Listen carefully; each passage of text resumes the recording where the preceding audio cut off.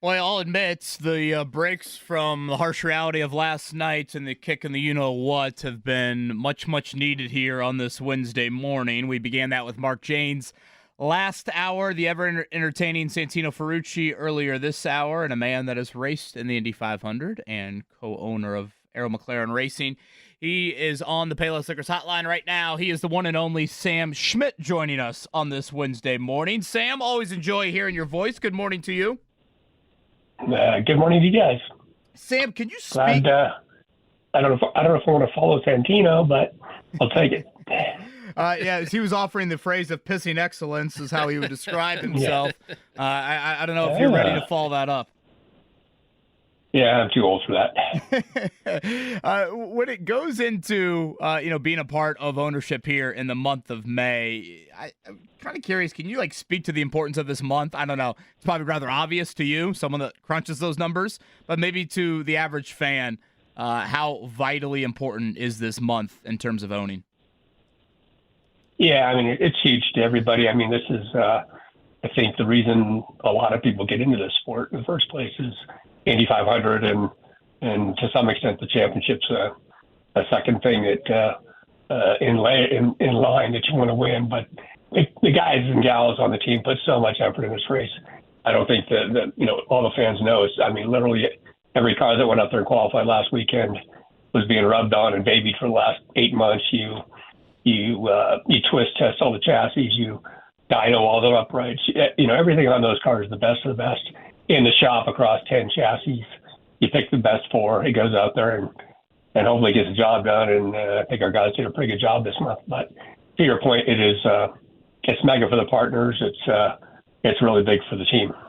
Sam, you mentioned all the work that goes into this, and then on Saturday, you guys had some drama. You guys had a little bit of troubles mid-afternoon, and you still didn't have a car that had qualified as of yet. Then, boy, you come back and you see what happens with Rossi and Larson, and then Pato Ward just the row behind in 3, and even Ilott, who we had on last week, is sitting there in row 5. How was that? Can you take us through your thinking and your emotion on Saturday as you guys had some issues, and then you rebounded and you qualified pretty damn well?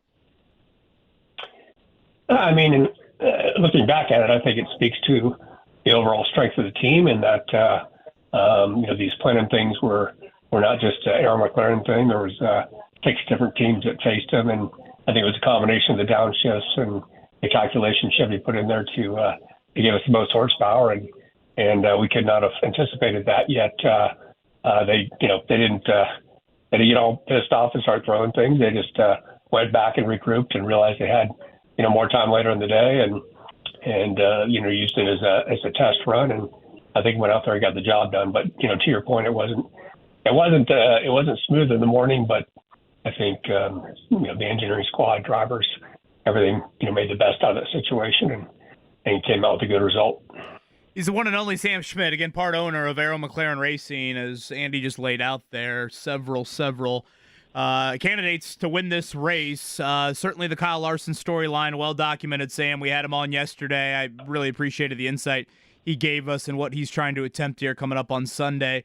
What has struck you the most about seeing Kyle Larson up close and personal here over the last few weeks? Yeah, I think everybody who watches racing at all knows that he's probably a once-in-a-generation type of driver, a la AJ Foyt, Tony Stewart. These guys can drive multiple formats on pavement, dirt. You even look at his record when he sort of took the year off in NASCAR, and I think he went out and did 100 midget, sprint, winged and non-winged dirt, asphalt. I think he won 60 of them, which is just insane. And so that's great. We knew he was good.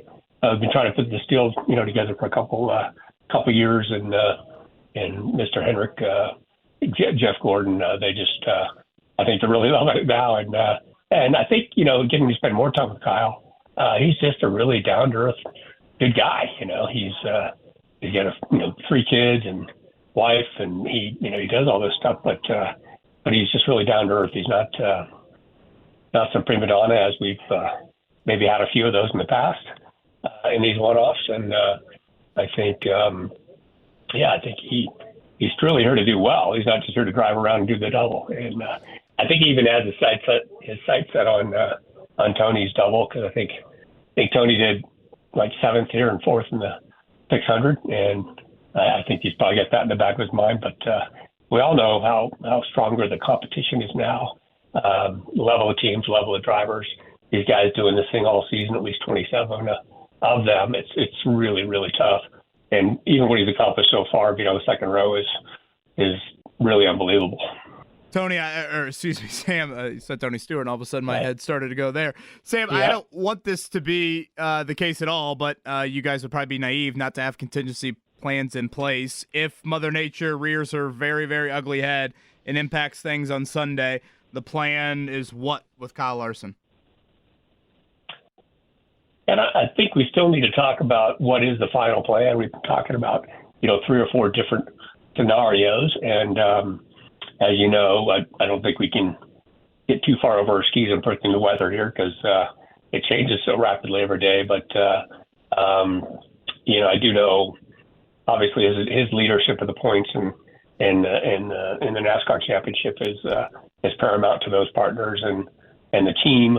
And, to go into the playoff series over there with the leader, you get like an extra 15 points, and, that's who they work for all their lives. So I would tend to believe that would, ultimately have the priority at some point during the day. But, the race hasn't been delayed in a long time, and we're going to keep praying it goes that way this week, because I think the fans deserve something like this. I think, the sponsors and the partners that have poured a lot into it do, and I want to see him complete both ends of it and do really well. So that's positive thinking.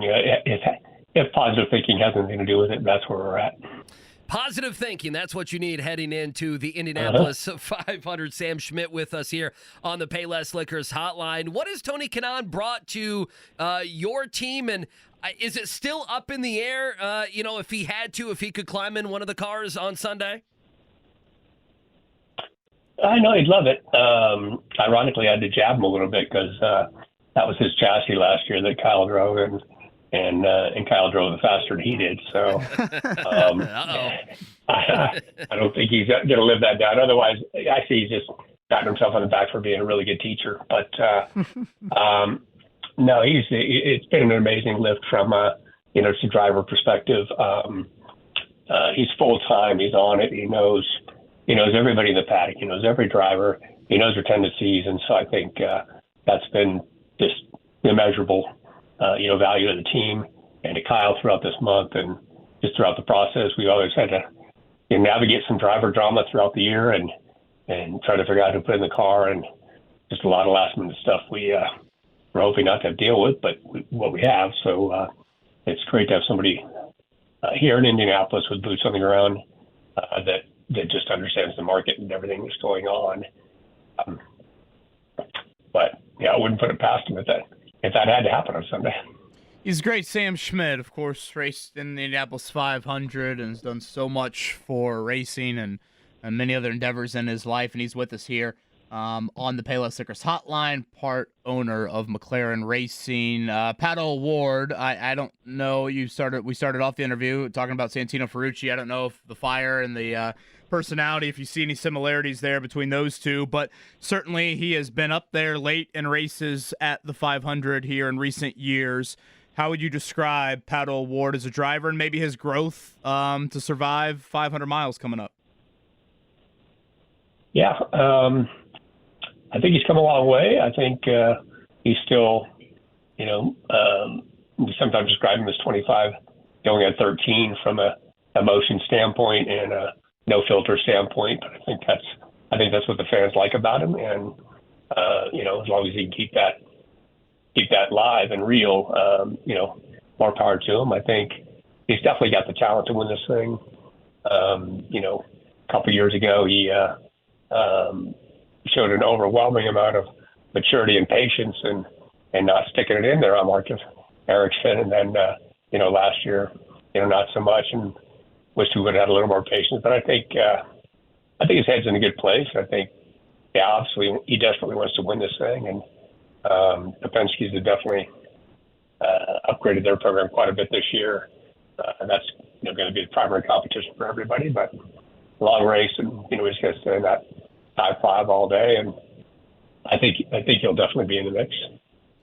Sam, we'll end with this. I know it's been a little bit more of a popular topic here in recent months, but there's been chatter about, guaranteed spots into the 500 for the full-time, full-series entries. Do you think that is something that should be there with IndyCar and having the full-time entries get guaranteed spots into the 500?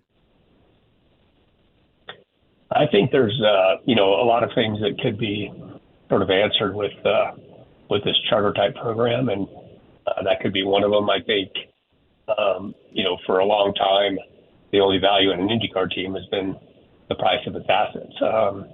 And so I know how much, firsthand, how much IndyCar owners put into this thing beyond just money. And I think the charter system or some type of thing like that where it would create more value, and also obviously guaranteed spot in Indy 500 would create more value for a team.